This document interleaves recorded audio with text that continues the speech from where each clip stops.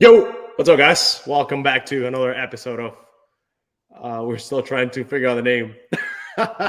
Whatever we're gonna call it. We got good feedback 2 weeks ago, so we decided to run it again. Let's see, when we get tired of doing it, and then we'll stop. Or no, we'll just keep going. So, you guys have something to watch when you're doing cardio. This is cardio talk, We'll just start rambling about random shit. Yeah. So what's up, good? What's happening? With me?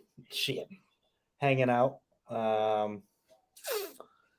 Finally have like 2 down-ish weeks in between shows and people competing and stuff. So just taking advantage of that time, trying to get caught up on stuff. I am a full-time student as well. So got some homework finished up today so I can start getting ahead of everything for the next 2 weeks before things really get busy again. So. Yeah. Are you going to Reno for Legion Sports Festival? No. That's a good show. I'm excited to see what happens there. Yeah, I think I'm shooting Kentucky Muscle on the 15th of October. And then Stephanie is doing Hurricane Pro on the 22nd, which is the following weekend. Yeah.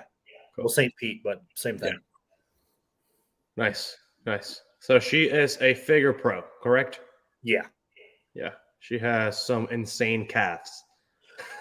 I don't know if they're calves or if they're full-on cows. Dude, they're humongous. They are. I made sure to wear pants the entire weekend when we were in Texas. Dude, there was an interesting show. In which part? Everything, like the first of all, the quality of competitors. It was a stack show. I think it was just like, it's when people talk about Texas, they only talk about the Texas Pro in Dallas, right? Mm-hmm. It's a bigger production with Freddie and the other girl. But dude, this show, I only saw some pictures and nobody disappointed. No, the athletes were great. I think the Texas Pro definitely has a better, like you said, better venue, better stage setup, better presence. But the athletes this year were definitely all competitive in their respective divisions. So, yeah, I watch bodybuilding through, what people post on like the YouTube channels. Like I don't even follow pages on Instagram that, unless you post something, like one of your guys or some of the coaches that I follow, but I don't follow bodybuilding on Instagram. It's just mostly desktop bodybuilding, which will be only open bodybuilding. Nick Trigilli, who I used to hate and now I love. And bodybuilding and bollocks. That's I'll keep my opinions on that one. On bodybuilding and bollocks?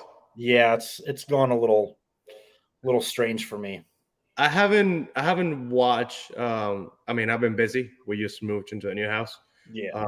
So I haven't been. I don't have time to listen to the whole thing.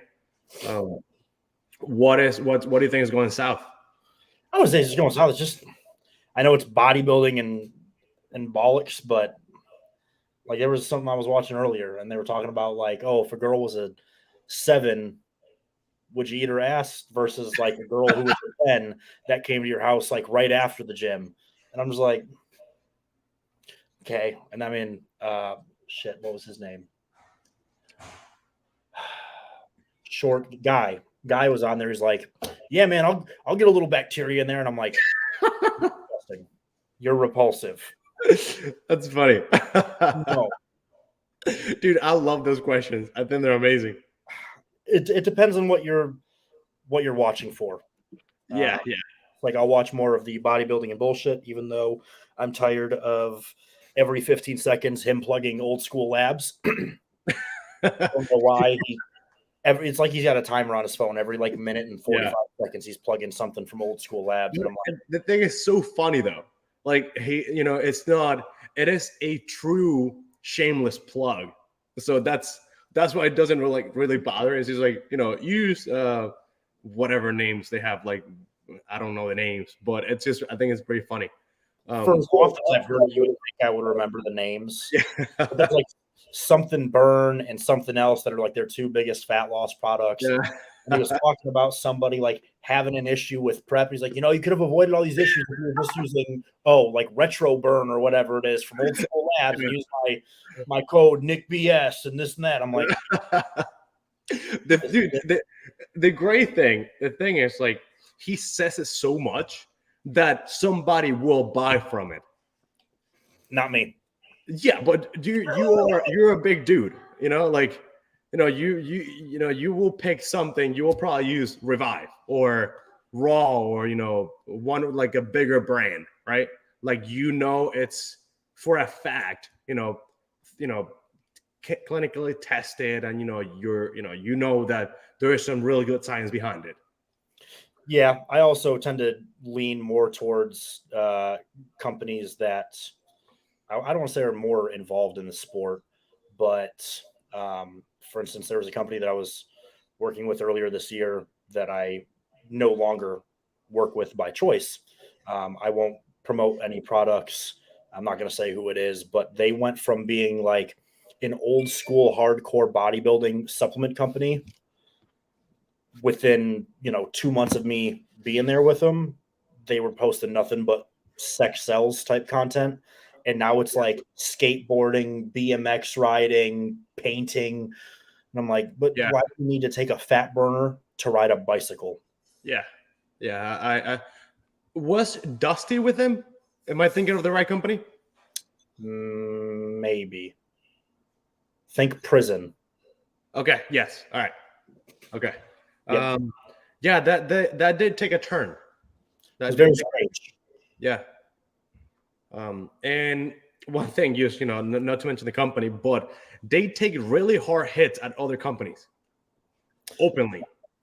Like, we're all in the same business of, your product might be better, but they are just like, your product sucks and mine is better. Yeah, I mean, shit, I could get into some real deep stuff tonight, but I don't know if I want to. We'll talk about that. Yeah, we only have an hour. I'm saying we'll talk about me and you personally. Okay. Before I put it on the internet for everybody to hear. But all I'm going to say is if you're going to slander my name, don't do it to people that I know with like blatant lies. Oh, wow. Yeah, that's not good business. Word travels quickly, especially when you're talking shit to my friends. Yeah, and the fitness industry, come on. Like, this is very, very, very small. Like, everybody knows each other. So, yeah. Oh, I got it way worse from shooting and coaching and competing. Yeah, you got all three bases covered, dude. I know everybody. Yeah. Between you and Brent, there is nothing that's not known in the industry. So, yeah, guys, you shut your mouth and don't don't say anything. But you have Stephanie competing. Who else?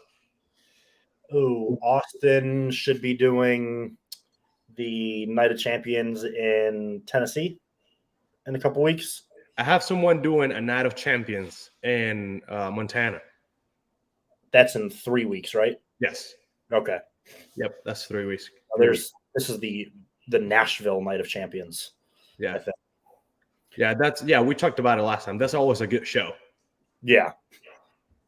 So he did his first one in Savannah here a couple weeks ago. That's your Manchester guy, right? Yeah. Dude, he looks damn good. Damn good. You've done a good job with him.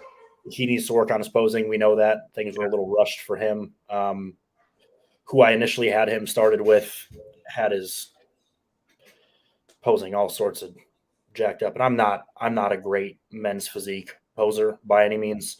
But when you do an ab and thigh to turn around from your back pose to your front pose, I don't know what organization allows that, but it sure as hell ain't the NPC. Yeah. So anyways, you fail and learn. Say hi to my boy back here. Hola. Yeah, I'm in the temporary office right here. I have to, we have to unpack and see where I'm gonna be You got to paint them damn walls. Oh, Maybe you were just insane. oh. Yeah. So this color down here, I don't mind it, but the combination of blue and yellow and green, it's just like It looks like somebody threw up upstairs. yeah, but this all it's all getting painted, and the ceiling is so high, dude. So I'm excited because doing the surgery or after the surgery, the new house has an elevator, so I won't have to be going up and down the stairs. Why'd you buy a house with an elevator? Because I'm fat. Not anymore. Yeah. You had to lose all that weight for surgery. I know. I will. So I have about 4 weeks, 5 weeks. So it's November 18th. I will probably drop another 12 pounds or so. I'll be around 200. And I should be good to go. Yeah. We thought of this house because of our dogs, mastiffs and bullies. They have really bad joints. Mm-hmm. Who buys a house with an elevator for their dogs? We do. So No, I'll just carry them. Yeah. Or they can just stay downstairs. Ain't nothing up here except for my office and 2 spare bedrooms. Yeah. So yeah, it's a bait. He's eating Punky's food. So yeah, we love this house, but yeah, we gotta paint it. I still need to get some stuff done around here before I can start thinking about moving. So yeah. So let's get into some of the questions. I sent it to you, so you can use. There's like 5 or 6 that I think it will cover the whole time, and then they're very broad, so people can take some value from it easily. So let's start with steps and why they're important. Love it. That's actually. I'm sure. Are you big on the steps? I am. I would milk steps, especially like for competitive purposes. I would milk steps as much as I can versus doing any form of high impact or like leg driven cardio, just because of I don't want to say negative effects, but the retention and the swelling in the legs from things like Stairmaster. They've all got their place. They all do get used through a prep. But for me, increasing the NEAT has proven to be a lot more beneficial in most cases, unless somebody's body's just really stubborn and they absolutely need to do some hardcore cardio. I try to keep it as minimal as possible. Emily competed same weekend as Stephanie did, but in New York. She was a completely natural bikini girl competing in the NPC, won her class doing maybe 20, 25 minutes of cardio, which was for the most part just walking. Yeah. So I don't think we need to divide, bodybuilding to use like non-bodybuilding, because at the end of the day, it's the same framework and, they do the same thing. There are people that, let's say that we do a 32-week program. So, basically half a year, and they don't get on any cardio machine unless they need it to get their steps in. Just because I prefer, like you said, just increase, the need, guys, that's non-exercise activity, thermogenesis. Your body burns more calories throughout the day just doing its regular activity than when you're actually on a cardio machine wasting energy. Again, you get on a light walk, it will be a lot more beneficial to walk for 10 minutes and get on the Stairmaster for 10 minutes.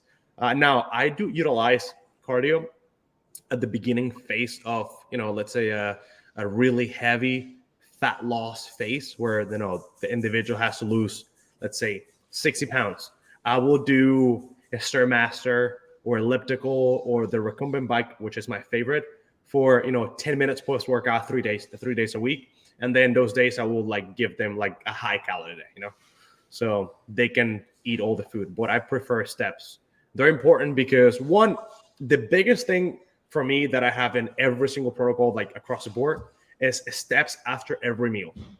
it will increase your, your digestion. It will be, you will be a lot more, what's the word I need to use? It'll be easier to digest your food. Let's just keep it simple. The more you move, the more you burn, everything is just flowing through the body. And to me, that's very important. It has shown to use highly help a lot with you, just digestion overall. Well, yeah. And the great thing about steps too is, so say you've got somebody doing 15,000 steps a day and somebody doing an hour on the Stairmaster. It's going to be a lot easier as far as time consumption goes for most people to get those 15,000 steps in a day, where they don't have to set aside an entire hour of their day to just get on the Stairmaster or on the bike or on the elliptical. You can break those 15,000 steps up throughout the day, doing them after every meal, every time you get a break at work or whatever it is. Get up, walk around for a little bit, increase the heart rate, keep everything moving. And it seems to be a lot easier for most people, which kind of leads into one of the other questions of sustainability. It's easier for more people to sustain getting 15,000 steps a day than it is for people to do an hour on the Stairmaster 6 days a week. Yeah, so you have to walk no matter what. Yeah. So instead of taking the elevator like I will do, and this you just take the stairs, take a park. Something that I coach a lot of people in, like, corporate America, right? Like, they have office jobs and that's what they do all day long. They're sitting in their desk all day long. They drive to work. So I tell them to park in the farthest as possible when they get to work. The longer you walk, the better. So get there earlier, walk from your car to the office, leave your lunch somewhere that is, they all have like a 6-pack bag, like it's refrigerated, right? Leave your lunch in the car. Midday, walk to your car, get the lunch, and walk back and eat in the office. Most people, they'll have 20 minutes of a lunch break or something like that. Use that time wisely. Most people they're not conscious of what they're doing during the day. And by the end of the night, 9 p.m. comes around, they only have 4,000 steps when they could have gotten 11, 12, 13, 14, 15, just because they decided not to get their ass off the couch, or not the couch, but the chair. That was me on Friday. I'm not going to lie. Yeah, but here's the thing. You're either making programs all day or editing pictures and videos all day. And if you're not conscious of that, you're in the computer for 10 hours in a day. Oh, yeah. So, and it's doing a schoolwork. I'm doing the same thing. But what I do is, like, I wake up really early. I will get 5,000 of my 10,000 steps a day before 6 a.m. I'm not even up yet. Yeah, I'm up early. I'm also up very late most nights. Exactly. Yeah. So sustainability is the biggest thing. Not everybody wants to go to the gym. A lot of people that I coach don't go to a gym. They work out at home. Some people don't even work out. They're just runners. So, hey, hats off to them. You won't catch me running. Yeah, I can run. I used to. But it's sustainability. That's the name of the game. Just think of long term. For how long can I go to the gym every day for 1 hour to get on the Stairmaster? That's a big question. For how long am I planning on walking? That's the answer. I mean, I would like to walk the rest of my life, if we're being honest. I think so too. I think that's a pretty concrete and solid answer. That was a great question. I think Maryland at Maryland 36. That was I wrote some of the handles from here. I don't know if I should read them, but so I mean, not even just for weight loss purposes, but for like cardiovascular purposes too. Keeping your heart healthy by being up, being active, more active. That's what a lot of people, I mean, I could be one of them if I wasn't training so hard 5 to 6 days a week and eating with a purpose, and taking certain supplements. I would fall into that category of being a very inactive person. Yeah. Now, show weekends when I'm shooting a show, that's completely different. I'll be done with the show Saturday, say 8 o'clock, and I've got like 45,000 steps in. Yeah, easily. Oh, yeah. So, running back and forth across the stage, running backstage, running back to the front of the stage. I mean, I'm usually pretty beat on Sundays when I'm shooting a show on a Saturday. yeah. Dude, I don't doubt it. That's gonna be tough. So, that's guys, that's the answer. I mean, sustainability, just knowing that you're able to accomplish it on a daily basis without having to schedule the time to do it, because you have to do it anyways. Just pay attention to what you do on a regular basis, and then, well, yesterday I only got 8,000 steps. Let me make sure that tomorrow I get my 10,000. Maybe wake up 10 minutes earlier, go on a walk on your lunch break, walk to the bathroom as many times as possible without getting in trouble, and just try to keep yourself in check. Easier said than done for a lot of people, but building the habit of getting it done. Yeah. Is what do they say? It takes 10 days to build a habit, 14 days? 30. 30? I know it's like 10 to 14. I like to think 90. I feel like once you do it for 90 days, you set. That's exactly why. Because now we can go on another topic here. People expect results of anything in 15 days, right? And they've been doing something for 15 days. 30 days is only 1 month. How much progress can you see in a month in someone who's never seen progress in 3 years, right? Significant changes, but it's going to come down to, again, sustainability. I believe that if you're able to do something for 90 days, you can do that same something for 120 days, then 240 days, and 360 days. That's a whole year. That's when the real change happens. And like, I don't work with anybody for less than 90 days. I try not to by choice. Some people, and again, it depends on what kind of program they're getting into, though. I've had people that are like, yeah, man, I want to do a show.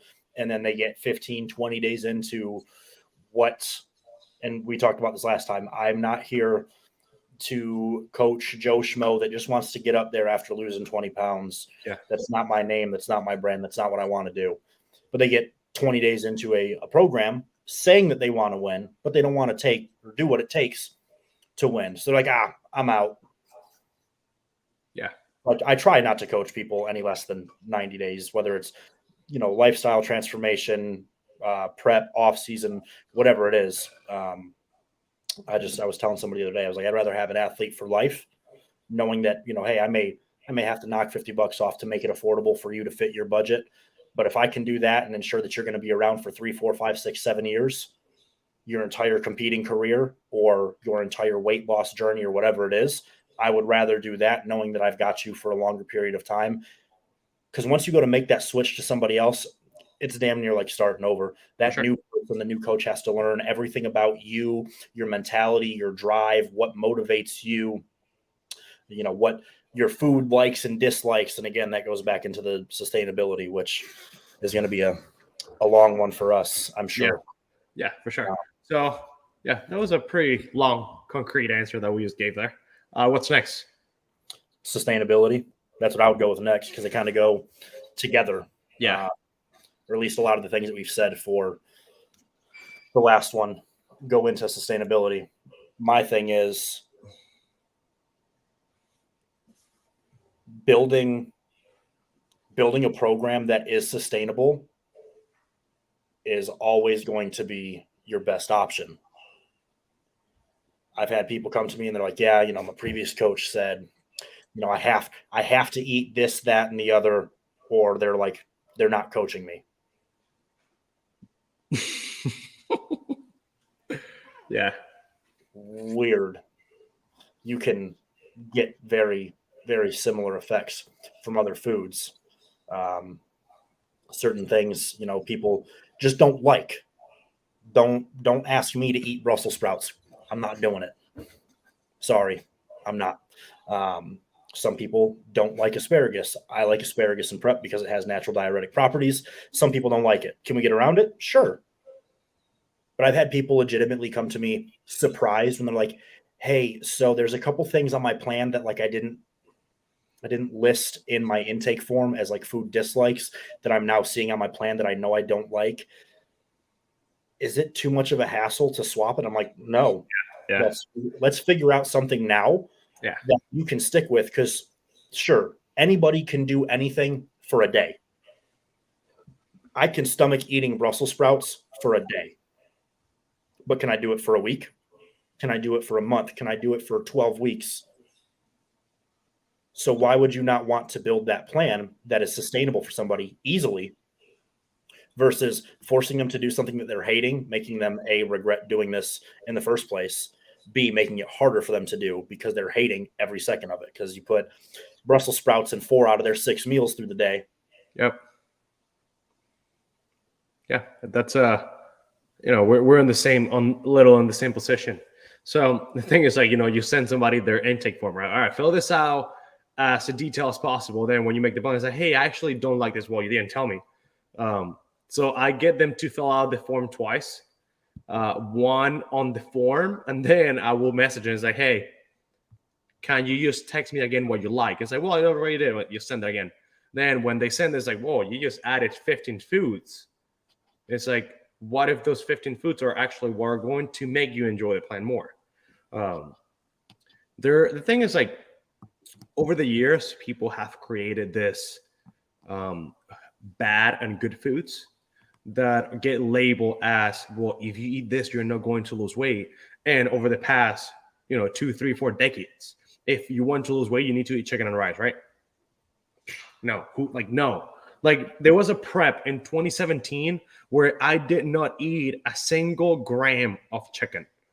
0, because I was disgusted by it. I just had chicken pulled from my plan, a month ago? Yeah. I just, for some reason, the thought I would sit down, I'd be starving, but I would sit down, and I think it was just because I'd ate chicken for most of my meals for every day since February. Yeah. A month ago, I was sitting down starving after a leg day with 154, 156 grams of chicken, whatever it was, 300 grams of rice. Starving, would take 8 bites and be like, I'm done. I can't eat any more of this. My body's just like, no, dude, we need to take a break. What are you eating now? Turkey? Lean beef and shrimp. I love that combination.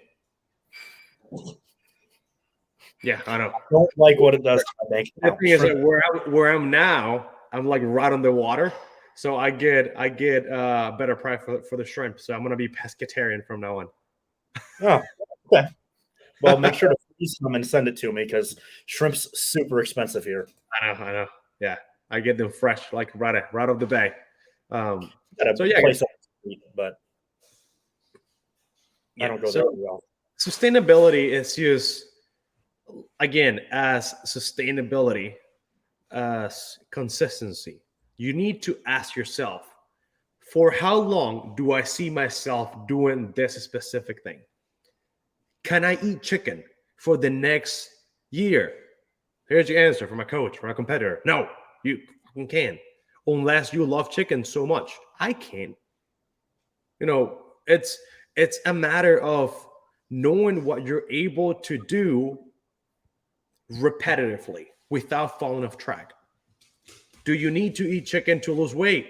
No. What do you need to do to lose weight? Be in a calorie deficit and don't eat like a complete degenerate. I was gonna use the A-bomb, but I don't want the video to get taken down. So it's just a matter of enjoying the process. Here's what I tell my clients, and you probably say the same thing. If you love what you do and you eat what you love, the chances of you cheating on your diet are very slim. Like, why would you cheat on something that you like doing? I mean, I basically get to eat like walking tacos twice a day right now. Beef, rice, avocado, some Greek yogurt to sub in for like sour cream. Yeah. Dude, money. Babe, what are you cooking? She's cooking tacos. I'm going to lose weight eating tacos. Understand that there are no bad or good foods. There is eating like a complete degenerate multiple times a week, not following your program, not getting your steps, and that's how you gain weight. Ta-da. All right, let's end the live stream. that's enough. That's the bottom line. Just do what you like, do what you enjoy, make sure that it fits your program, and those 50 pounds that you want to lose are going to be just a walk in the park as long as you're consistent. Again, easier said than done. Yeah, for most people. Yeah. All right, what's next? This next one we're going to have varying opinions on just because of the different types of people that we coach. Okay. Flexible dieting. Okay.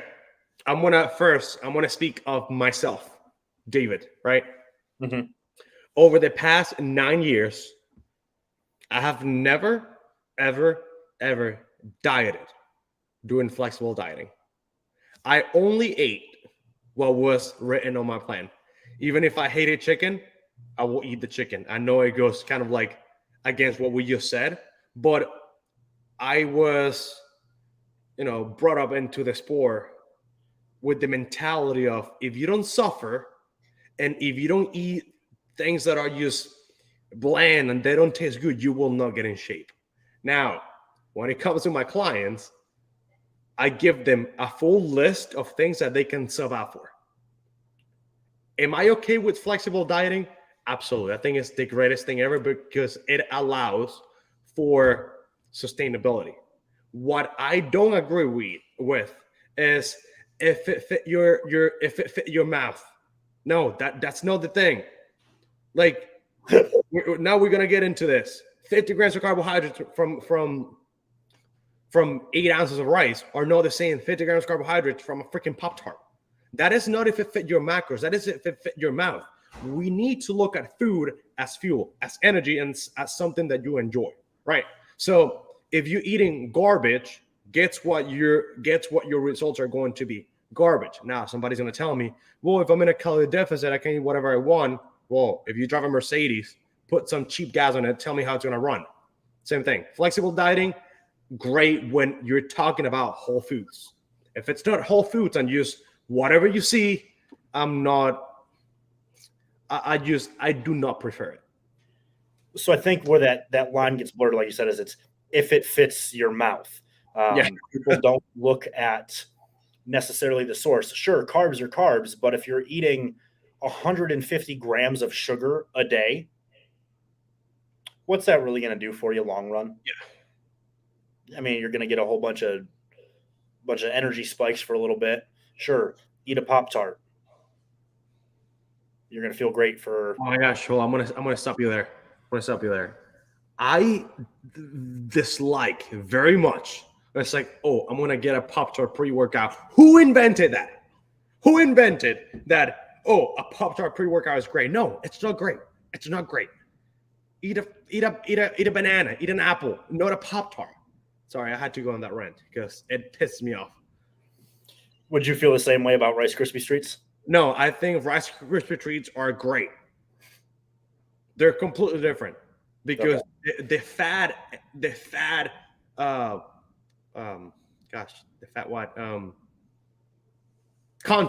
content is a lot lower than Pop-Tarts. I used to take Rice Krispie treats pre-workout. I think they're great. Yep. It's just literally rice with some sugar, which you need, which might help you during the training. You don't need it, but it will help. I like all cereal. Like I love Cinnamon Toast Crunch. I think all my clients have at some point had Cinnamon Toast Crunch on their program. Yeah, not had Cinnamon Toast Crunch in my program yet. Yeah, I did, and it's just again what is and what I'm eating. Now we'll go into do carbs make you fat? No, what makes you fat is eating over what you actually need and not mixing carbohydrates with a bunch of other stuff in that. Well, I'm gonna eat just carbohydrates. Pop-Tarts are not carbohydrates. Pop-Tarts are, most of the calories from Pop-Tarts come from fat. Right. So when people talk about carbohydrates, they talk about pizza, they talk about burgers, they talk about like foods that are heavily, heavily, heavily loaded with fats. So are carbohydrates making you fat? No, it's like the fact that you're eating, a whole cow with butter on top of it. Sounds good. Yeah. But no, with the whole flexible dieting thing, again, with the line getting blurred of going from if it fits your macros to if it fits your mouth hole, people just sure you can scan a Pop-Tart into something like MyFitnessPal, right? And it'll say it's giving you X amount of grams of protein, X amount of grams of carbs, X amount of grams of fat. Sure, will it fit your macros? Yeah, but out of the 54 grams of carbs you're getting from the Pop-Tart, you're getting 25 grams of that just straight sugar. Now, if you do that 3 times a day, now you're getting 75 grams of sugar. Most of the Pop-Tart is the filling or the frosting, right? And there's just that real thin layer top and bottom that would actually be like a grain source. So people do that all the time where they think, oh, if it fits my macros, and what they end up doing is they try putting themselves in this headspace of like, all right, cool. If I eat, really, really clean throughout the majority of the day, I can save a bunch of my macros and my calories for the end of the day. Not realizing that like the only fats they're getting in their diet are trace fats from eating their chicken. You're not getting fats from your vegetables. And they're like, cool, now I can have an entire, thing of Ben and Jerry's ice cream at the end of the night. Well, cool. Without any of those healthy fats, how does your cholesterol look? Show me a blood panel after doing something like that for 6 months straight. Where sure, you can eat a tub of Ben and Jerry's every night, but most of the people doing that are usually overweight to begin with anyway. So their blood markers usually aren't in a great spot to begin with. But now the only fats they're getting, they're not eating avocados, they're not using nut oil or nut butters, they're not using any oils, they're not, getting fats from a healthy source. They're getting all their fats, Ben and Jerry's ice cream, burgers, pizza. Cool. You were overweight to begin with. You should have taken a much cleaner approach to fitting things into your macros. Now, my difference is when it comes to competitors, I don't want that margin for error, especially during prep. Off season, you get a little more leeway. But when you're in prep, if you're coached by me, you're not doing macros. Yep. Unless you are and you prove to me that you are very experienced.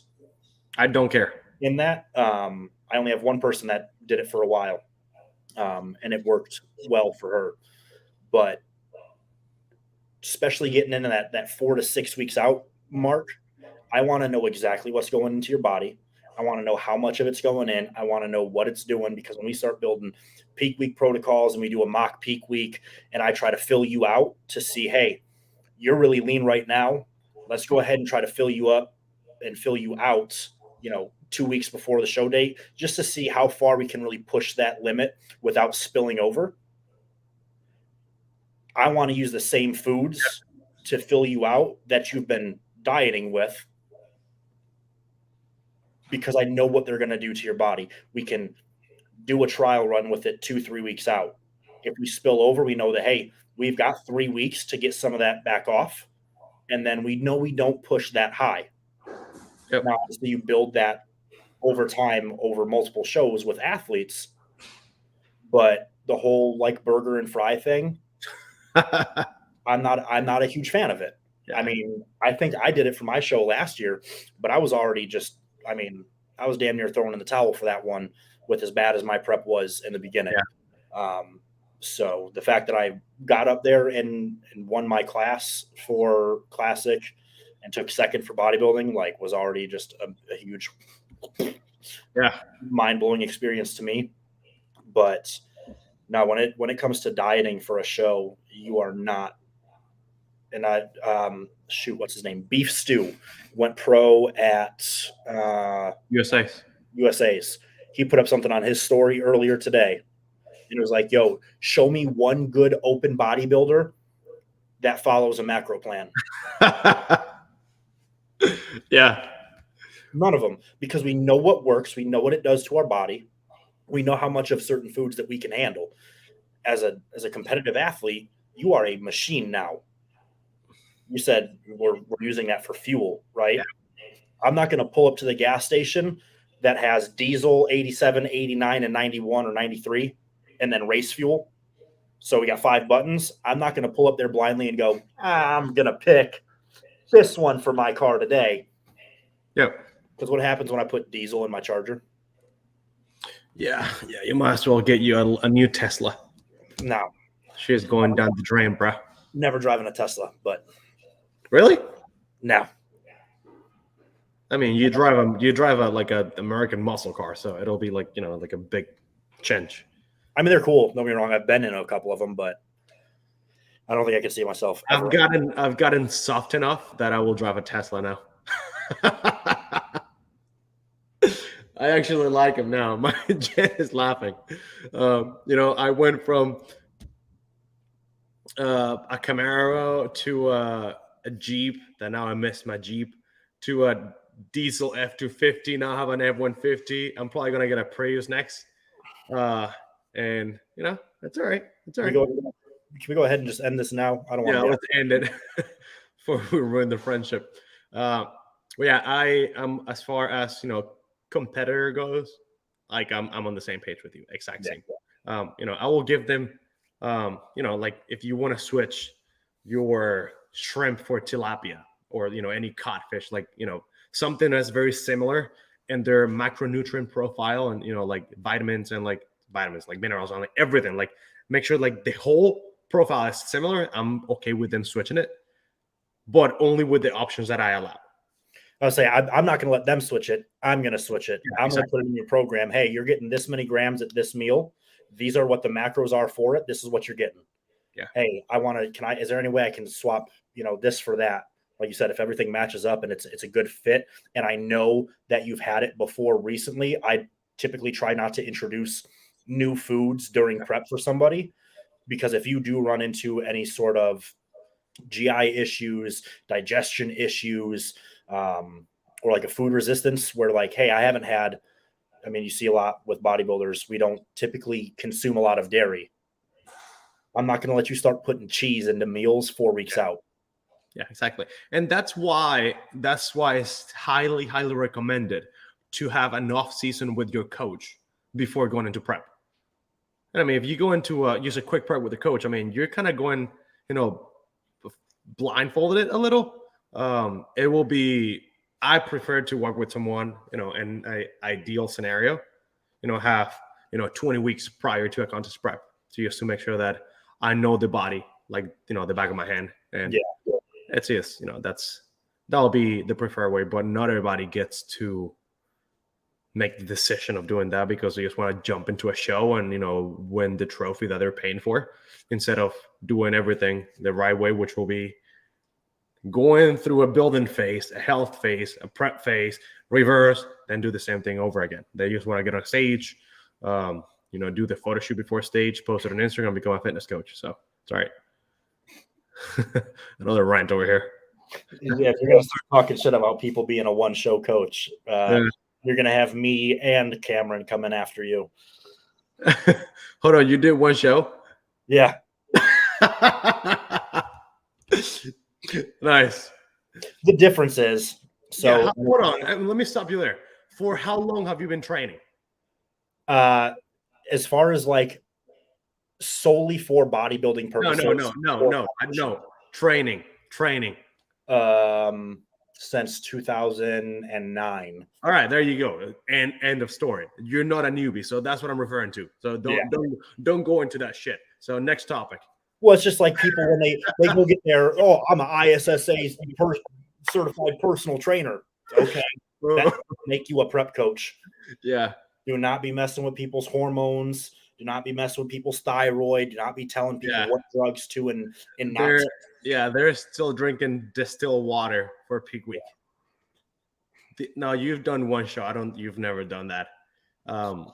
Have you heard of like people drinking that before shows? For the people drinking distilled water before shows. I've seen people chugging vodka backstage before shows. There's another big fad about drinking alkaline water to lower the acidity in your blood and to help balance your pH levels. But if you're eating You right, better have a fat bank account to be drinking alkaline water for a whole year. bro, I can barely afford to melt ice out of my freezer right now. Yeah. Yeah. All right. What's next? Gym and mental health. This is a very touchy and very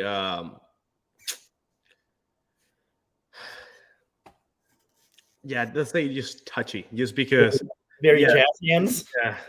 yeah. Because I actually posted something today that is not just not referring to the gym, but something that happens at the gym, and people got heated because of it. Because I called out everybody who buys Gymshark, Alkaline, Bow T, and like all these different brands with high waisted leggings that covers their neck to show up to the gym, get the camera, take just hold the camera, take a booty picture, use a trending sound, and look like they're the bombshell. And then when they go home, they cry, they post something about how unhappy they are because they don't love the way they look. But when they're at the gym, they look amazing because they bought a $200 pair of leggings that just only makes you feel good for other people, but not about yourself.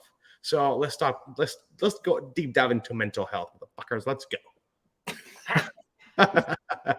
As soon as you started talking about it, I knew exactly what post you were talking about, because the first thing that I think of when I think Gymshark leggings, wide set coochie, because they gotta pull them up real high, and it just makes that like yeah. It makes your V, right? Yeah. But it's just super, and I'm like, ma'am, can you put your vagine away, please? It's staring at me. It's like, why are you looking at me? It's like, come on. You highlighted it. You put it on display. Tell it to stop staring at me. You put in the ring light right on it. Okay. Mental health. The gym for me when I started was not only for my mental health, but I mean, yes, physical health was part of it, but mental health mostly because we talked about it last time. I grew up super, super small, graduated high school after my first 4 years of lifting at 122 pounds. So that's why I said 2009. That's when I started high school. I was under 100 pounds when I started high school. So definitely a late bloomer. Was still very short. I mean, I'm 5'7", so I've been short, still am short. Will never be tall. Oof. Okay. Well, you're shorter than I am, so you know how that feels. But I was always very skinny. And of course, what does every dude in high school start lifting for? Yeah. The girls. Yeah. I wanted attention from other people because the only attention that I got at the time was negative. I had a really bad gap between my two front teeth. I still have big ears. Relatively, I guess I've kind of grown into them. Dude, they're large. But yeah, I know. I could. If we could add a ear spread to shows, that would be great. Yeah. Yeah, from ear spread. Front ear spread. I'm winning every show. But again, I had all these physical traits that I didn't like about myself. But rather than buying high-waisted Gymshark leggings, I went to the fucking gym. I ate disturbing amounts of food just because I had always had a super high, super fast metabolism. I couldn't put on weight to save my life, to the point where like I was eating a jar of peanut butter in like 4 or 5 days. Yeah. Just because it was very calorie dense, high fat, relatively high protein. And then I would drink like a gallon of milk every 2 days. So I was having like a half a gallon of milk and a quarter jar of peanut butter every day. Yeah. I had a guy that I coached that before we started, before he started working with me, he was doing a gallon of 2% milk every day. The old Go Mad diet. gallon of milk a day. Yeah. No, it was terrible living in South Carolina at the time when I would do it during the summer and then have to like my dad would be like, "Hey, can you go cut the grass?" Yeah. Yeah. Can it wait till later? Yeah. So yeah, I mean, you going to the gym was because of, I mean, it basically saved you, right? Like it just got you to the point where you felt more comfortable going places, where you felt more comfortable about yourself, when you knew that you could actually defend yourself because you were not 120 pounds anymore. And for you, it was more of a, dude, I feel good about myself because I'm bigger, rather than let me go to the gym because I want to show off what I have and try to pick up a girl, you know? Yeah. So again, it started out as what every 14, 15-year-old dude starts off lifting for. I want to have some guns that everybody wants to touch. That's some tricep. Yeah. Well, I want to get looked at the beach and stuff. That, truthfully speaking, that never really happened. Yeah, you wanted to be a Hollister looking dude. Hey, I worked at Hollister for like a year. You look like you did. Ow! Yeah. I'm not actually offended. Takes a lot more than that to offend me. But I did work at Hollister for a year. That was like my senior year, though. So that was, again, after 4 years of lifting, I finally fit. And you know what? They didn't even give me the job because of the way I looked. I went in there to buy some clothes at the time, and the store was just in complete disarray. There was nobody at the front to check me out, and I was just very polite and very calm with them. And they were like, "Hey, you want to work here?" And I'm like, I guess. Do you have a beer? No. Do you consider a 2012 chin strap a beard? No, that is not a beard. No, I do not have a beard. I had the thin chin strap about my the only thing that grew. Pretty much, yeah. Right around my jawline, my non-existent jawline. But no, it was definitely very externally motivated at first. And then when I started to finally see some progress and see results and, start making the changes and the gains that I wanted, it became a lot more internally motivated.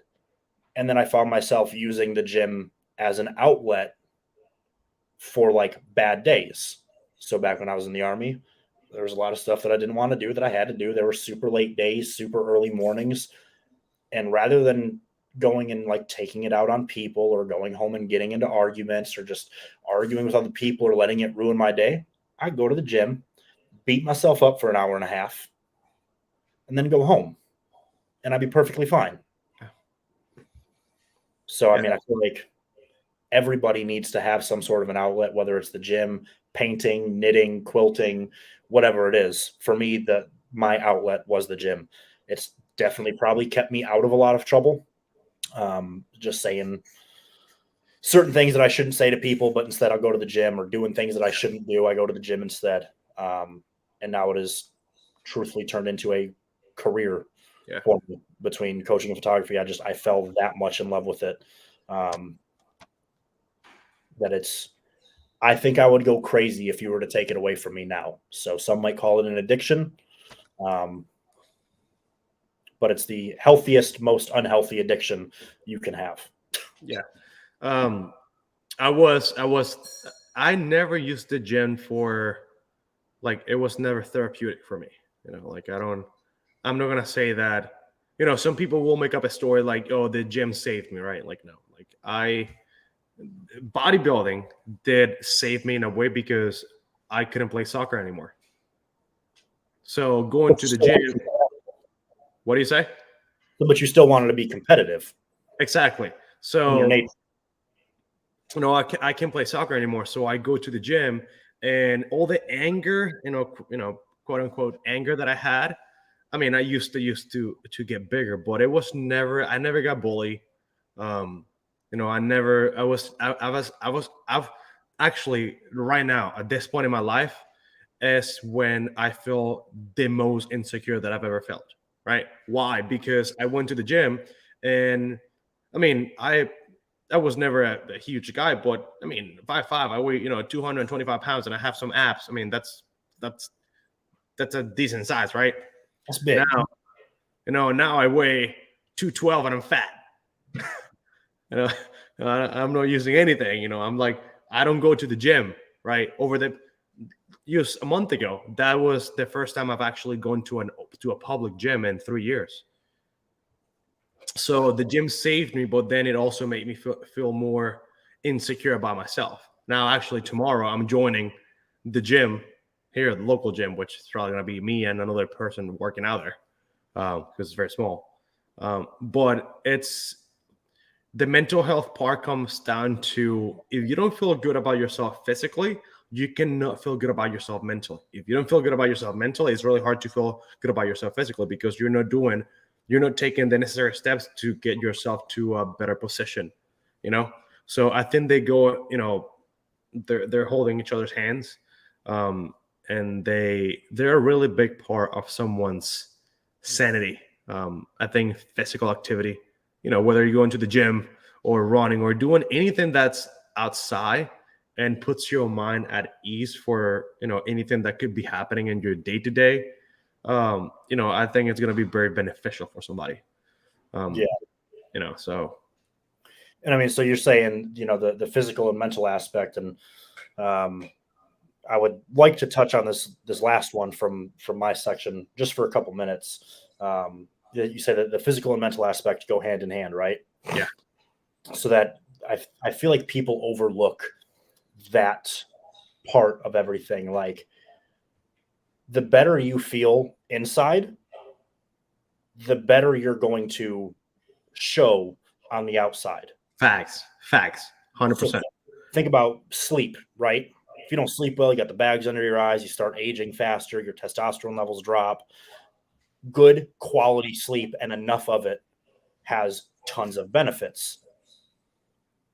Having that good internal feeling where you're, you know, say you're 3 months into the gym and you're more confident about going into the gym, you're going to perform better at the gym knowing that you feel better about being there. Yeah. So, and that goes very similarly with one that I had was about blood work and labs. Okay, you want to cover that now real quick? I mean, we got a couple minutes. All right, cool. So what is that question? The importance of blood work and, you know, what does it say? The lack of understanding of blood work and how it can be utilized in being healthier. Because this goes for everybody. Yeah. So I'm gonna give an example and then you can take it off. Let's say that you drive a car, right? You know, let's say older, you know, newer than 2015. That car has different lights in the dashboard. You know, you have your PSI and your tires, your oil level, all the different things, right? And then all these lights start to turn on at some point. That is the body's mechanism, you know, the CNS, like your gut health, everything. And all these lights all of a sudden turn on. Use that as an example of your body giving you a alert of what's going on. What you do, you take that car to, you know, whatever, you know, your dealership, and they put it in a little machine, they plug it in, and then that machine gives you a whole overview of what's going on in your body.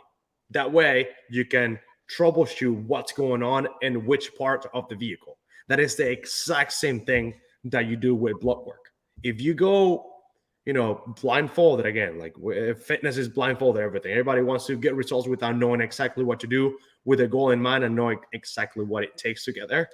If you don't get your blood work done, you don't know what your levels look like. Testosterone, FSH, cholesterol, LDL, HDL, A1C, all these different things that play a humongous role into your health are more important than your sleep, than your water, than your protein, than training, than everything. Because if your body's not working properly, how are you expecting it to give you the results that you want, right? I mean, basically took what I was going to say and just changed some of the words. But, you know, your blood work and your hormones and everything inside of you, you can execute everything else 100% perfectly. You can sleep 8 hours a night. You can hit all of your meals. You can train with the perfect intensity and track it through the Whoop band and make sure that you're recovering and doing ice baths and body work and all this. But if you go get your blood work done and say there's 10 different markers that are just completely out of whack, you've essentially wasted your time. Yep. So the importance, and I mean, that goes whether it's, competing, losing weight, gaining weight, whatever it is. It could be something as small as you have hypothyroidism. So pulling those labs will let you know, hey, these are what your thyroid hormone levels are at. T3, T4, TSH, everything. Hey, I've been having trouble losing weight.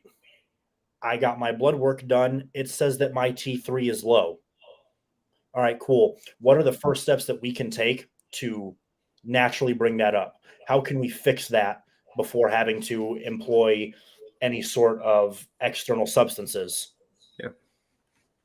Is there something? Do you have a family history of it? Has anybody in your family gotten blood work done? Getting blood work done should always be the first step when working with somebody. If you have a coach that has never pulled, and I say this because it happened 3 times to me this year already. Somebody's come to me fresh out of a show, and they're like, "Oh, yeah, I want you to take over. I didn't like the way things went. Everything seemed really weird in prep. I was getting crash dieted super hard, pumped full of drugs, this, that, and the other." I'm like, "Cool. When was your last blood panel done?" Oh no, that's too expensive. That's $300. Oh no, it's usually not even the athletes that complain. So I'm like, cool. When was your last panel done? What kind of panel was it? Was it, like I sent everybody for this, it's $275 and it tells me everything I need to know. Some people, for Stephanie, I had to run just a hormone panel earlier this year because I already knew what the problem was, but I wanted to confirm it before I put anything in place. Yeah. But I'm like, cool. When was your last panel done? And they're like, what? Yeah. My who? Yeah. When's the last time you've had your labs done? Do you know where your hormones are at? Do you know what your cholesterol's at, your blood glucose? When's the last time you've checked your resting, fasted, blood glucose? When's the last time you woke up in the morning, stabbed yourself in the finger, sucked the blood up onto a thing and said, cool, we're in the green? They're like, oh, we've never done that. I'm like, you were on prep for 26 weeks. You didn't pull labs at all. And they're like, no, dude, I've been with this dude for 2.5 years and I've never once pulled labs. True story. Won't say names, but yeah. I like labs done 3 times a year. Depending, if they're competing or not. Yeah. So anytime we do like a major phase change, entering, a pre-contest prep, entering a health phase, or entering a improvement phase, I'm pulling something to make sure, hey, we've got a history. These things typically don't get affected for you. Can we pull a smaller panel and only see certain levels? Sure. We'll save you the $150, but I want to make sure again that you're not wasting your time, money, and effort. Think of it selfishly, honestly, $275 to make sure that you are not wasting all of your time, your money, and your effort buying all this food, buying the supplements, paying for the gym membership, buying the $300 leggings. Yeah, don't buy the leggings. Don't buy the $300 buy the $300 leggings a size too small, thinking that you're going to fit into them. Yeah. In 3 months, and then come to me and be like, "Oh yeah, I've got really bad cholesterol. My blood pressure's through the roof. My red blood cell count is double what it should be. My T3 levels are low. My testosterone level is at 2, and I'm a female. Here you go. Just fix it and make me skinny again." I'm like, yeah. Well, now our 3 months has turned into a full year because we're going to fix everything inside first. And I forgot to tell you, I haven't had a period in 8 months. Oh, I mean, for you, I would expect that. Yeah. I haven't had a period, 28 years. I did one time. I one time after a show. It was, dude, I was a female for 24 hours. Somebody ate too much greasy food after the show, huh? Dude, not even. It was. I'll tell you after we record. It was horrendous. Oh boy. Yeah, it was pretty bad.